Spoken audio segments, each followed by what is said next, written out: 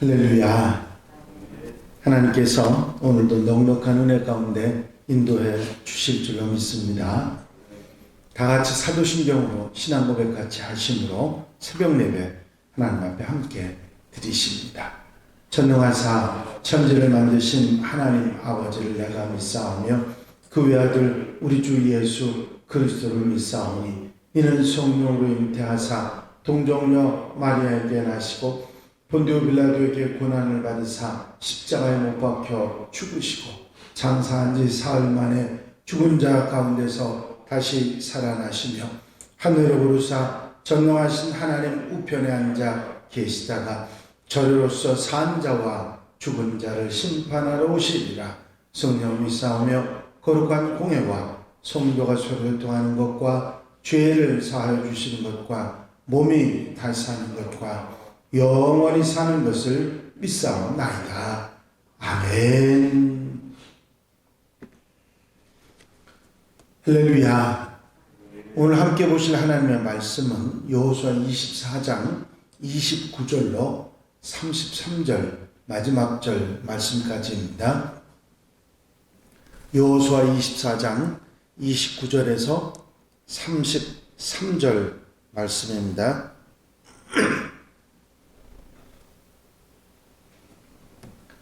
한 절씩 교독하시겠습니다.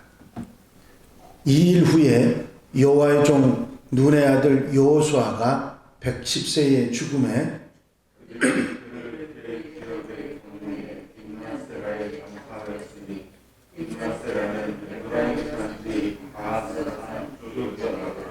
이스라엘이 여호수아가 사는 날 동안과 여호수아 뒤에 생존한 장로들 곧 여호와께서 이스라엘을 위하여 행하신 모든 일을 아는 자들이 사는 날 동안 여호와를 섬겼더라.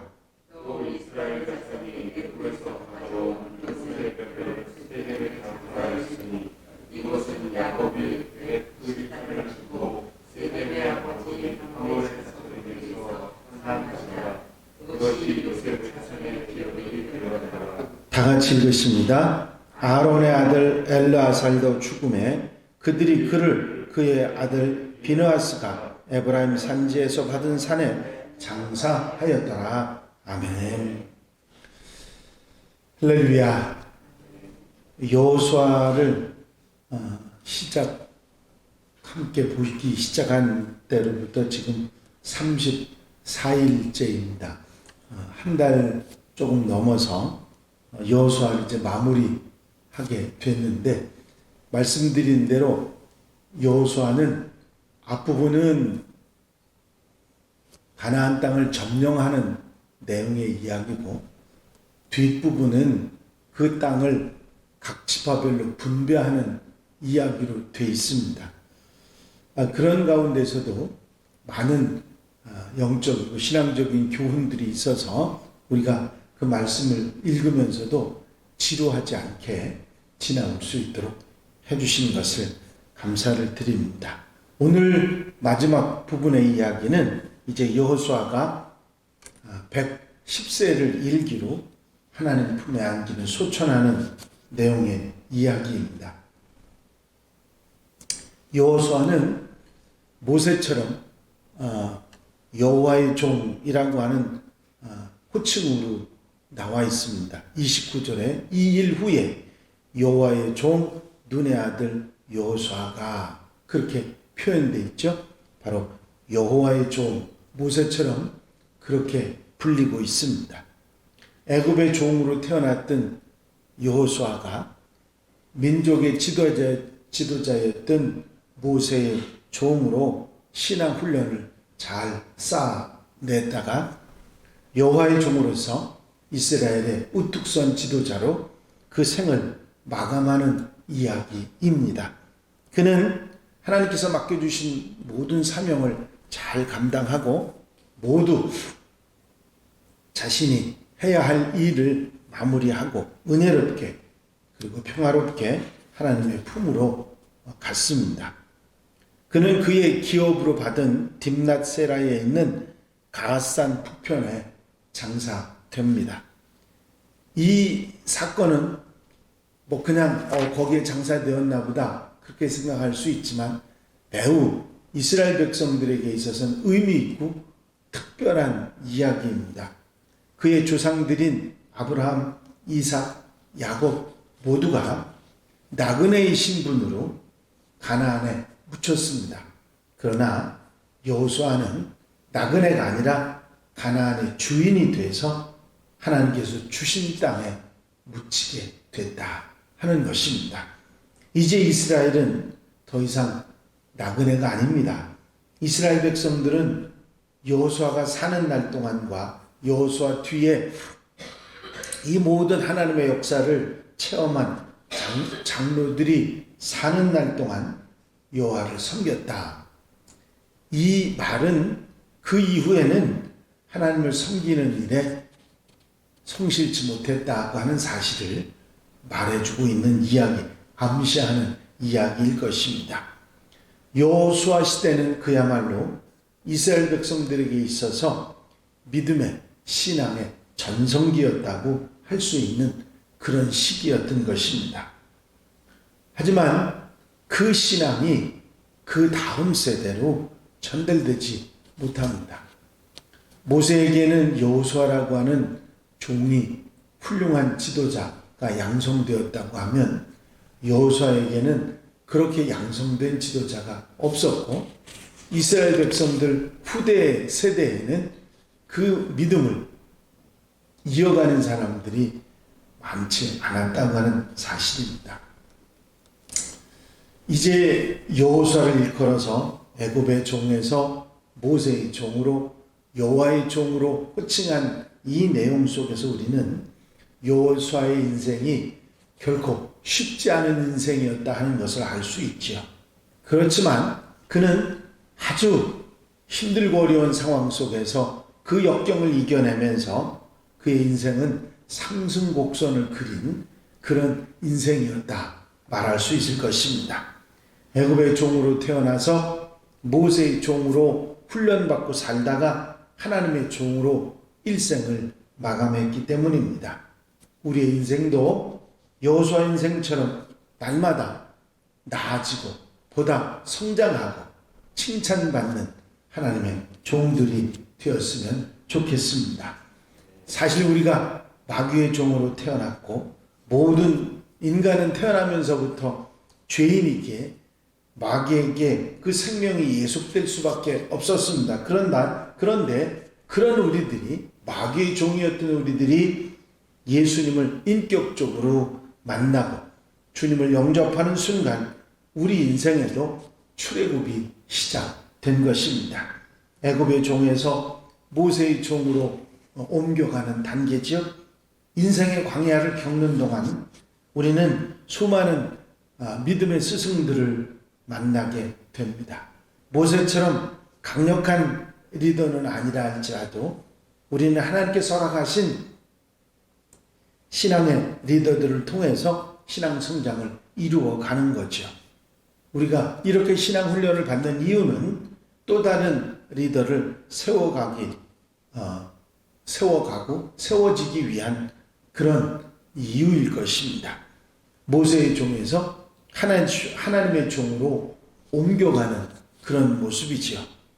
여호수아가 가나안 땅 정복이라고 하는 소명을 받았듯이 우리 역시 하나님께서 우리에게 주신 소명을 발견하게 됩니다. 그리고 그 발견한 소명을 따라서 그게 크든 작든 잘 충실하게 그 일을 수행해 나가야 할 것입니다.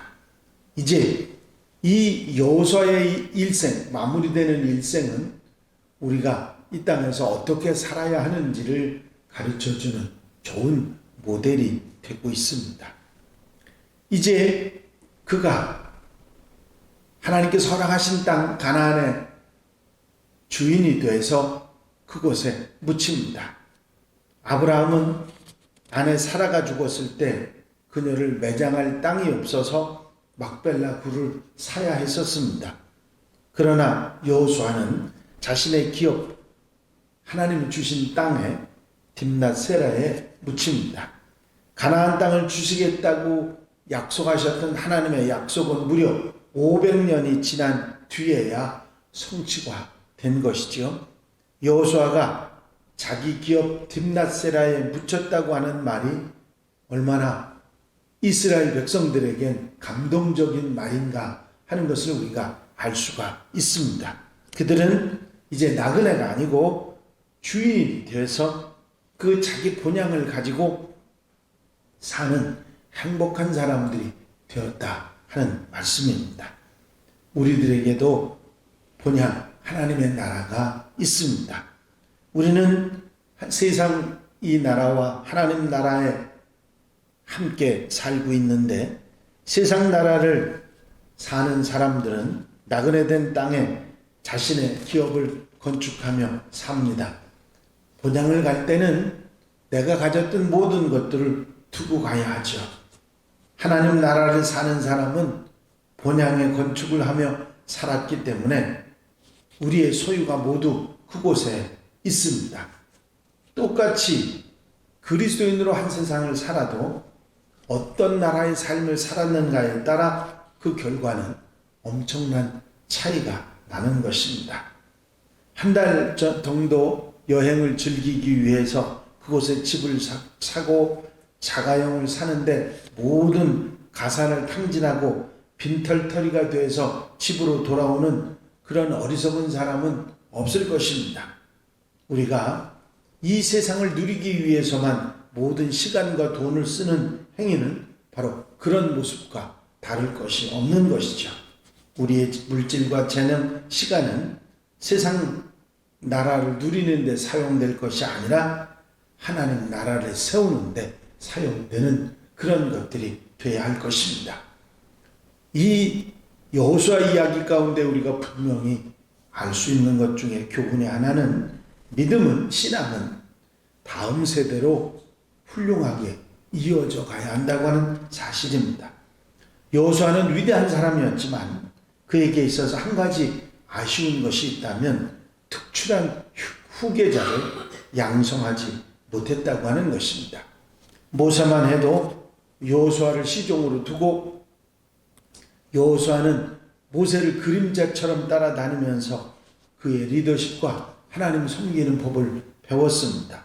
특히 그가 모세에게 부러워했던 것은 하나님과의 친밀함이었는데, 그래서 그는 모세와 함께 성막에서 기도하다가 모세가 떠난 후에는 성막을 떠나지 않고 하나님께 매달리는 모습이 성경에 나와 있습니다. 모세보다 오히려 더 많이 기도하고 하나님께 매달렸던 사람이 여호수아였습니다. 시간이 이렇게 흘러가면서 여호수아는 어느덧 이스라엘 민족의 위대한 지도자로 우뚝 서게 됩니다. 여호수아가 모세와 다른 점은 그에게는 시종이 없었다고 하는 것이죠. 자신이 모세의 그림자처럼 따라다니면서 신앙의 훈련을 쌓았던 것처럼 여호수아에게도 그림자처럼 따라다니며 신앙을 배울 수 있는 사람이 있었으면 얼마나 좋을까 하는 생각을 해봅니다. 다음 세대 너무나 중요하죠. 우리는 다음 세대에 대한 그런 투자와 시간을 절대로 아껴서는 안 됩니다.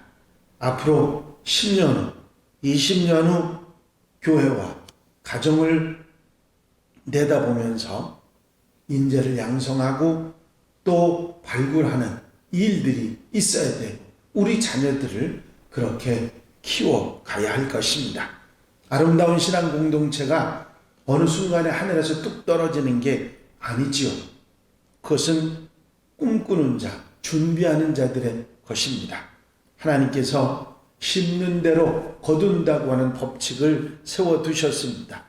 그 법칙은 하나님의 나라에도 그대로 적용되죠. 우리가 우리 자녀들에게 그 믿음의 꿈을, 믿음의 그 미래를 심어 놔야 합니다. 다음 세대를 생각할 때 우리는 다음 세대가 따라 배울 수 있는 신앙의 모델, 모범의 모습이 우리에게 보여야 할 것이고, 그런 예수 그리스도를 그들에게 갖도록 해 주어야 할 것입니다. 이것이 우리 후대를, 우리 뒤를 이어갈 다음 세대를 이어가는 그 세대를 키우는 중요한 이름을 잊지 말아야 됩니다. 자녀는 부모가 어떻게 살았느냐 삶의 결과입니다. 후배는 선배들의 삶의 결과죠. 신앙의 선배로서 어떤 모습을 자녀들에게 보이고 자녀들을 어떻게 양성하는가 하는 것은 매우 중요합니다. 신앙의 선배들이 살아갔던 모습대로 그 자녀들이 살아가기 때문이지요. 다투기를 좋아하는 공동체는 대를 이어 다투고 충성하는 데 열정적인 교회는 대를 이어 충성합니다. 신앙이 대물림되기 때문이지요. 우리가 어떤 유산을 우리 자손들에게 신앙의 후배들에게 물려주고 있는지 우리는 우리 자신을 돌아보고 아름다운 모범과 모델이 되는 하나님의 사람들이 되어야 될 줄로 믿습니다. 오늘 하루 여러분들의 살아가시는 가운데도 이런 모델이 되고 모범이 되는 지도자, 그런 삶을 아름답게 살아가는 복된 하루, 아름다운 삶이 되시기를 주의 이름으로 축원합니다. 축원합니다. 기도드리십니다. 사랑과 은혜가 용심 많으신 아버지 하나님, 여호수아서를 배우기 시작해서 마무리하기까지 주님께서 함께 하시고 도우신 은혜를 감사합니다. 이스라엘을 선택하시고 이스라엘 백성들을 이끄셔서 약속하신 가나안 땅에 머무르게 하기까지 하나님의 놀라운 역사를 체험하고 그 역사를 마음판에 다시 한번 새김질하며 살아갈 수 있는 귀한 시간 허락해 주신 것을 감사합니다. 여호수아처럼 정말 훌륭한 이제 믿음의 지도자, 하나님의 종이 될 수 있는 아버지 저희들이 되게 하시고 그 믿음의 신앙의 유산을 자손들에게 훌륭하게 이어가도록 할 수 있는 하나님의 백성들 되게 하여 주시옵소서. 이제 계속해서 배우게 되는 하나님의 말씀들을 우리 마음판에 새기며 아멘, 아멘, 아멘 하며 살아가는 하나님의 백성들 되게 하옵소서.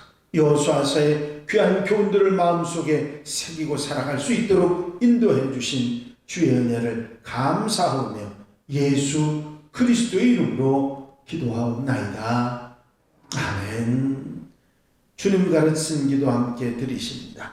하늘에 계신 우리 아버지시여, 이름이 거룩히 여김을 받으시오며 나라의 마옵시며 뜻이 하늘에서 이루어진 것 같이 땅에서도 이루어집니다. 오늘날 우리에게 일용할 양식을 주옵시고 우리가 우리에게 죄 지은 자를 사하여 준 것 같이 우리 죄를 사하여 주옵시고 우리를 시험에 들지 말게 하옵시며 다만 악에서 구하옵소서.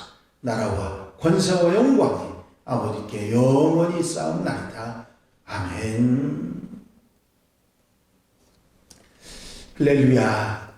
오늘 여호수아의 말씀을 다 이제 함께 나누셨고 이제 다음 사사기를 보실 텐데 이번 내일 수요일부터 주일까지는 우리 그 신약의 말씀들을 함께 또 보시고 다음 주 월요일부터 사사기 말씀을 함께 나누도록 그렇게 하겠습니다. 이제 함께 기도하실 때 교회 부흥과 발전을 위해서 공동기도 제목들을 위해서 중보를 기도할 분들, 특별히 질병에 힘들어하는 분들 치유를 위해서 기도해 주시고 수험생들, 우리 믿음의 동행자들 추수감사절 찬양제를 위해서 기도해 주시고 자유롭게 기도하시기 바랍니다.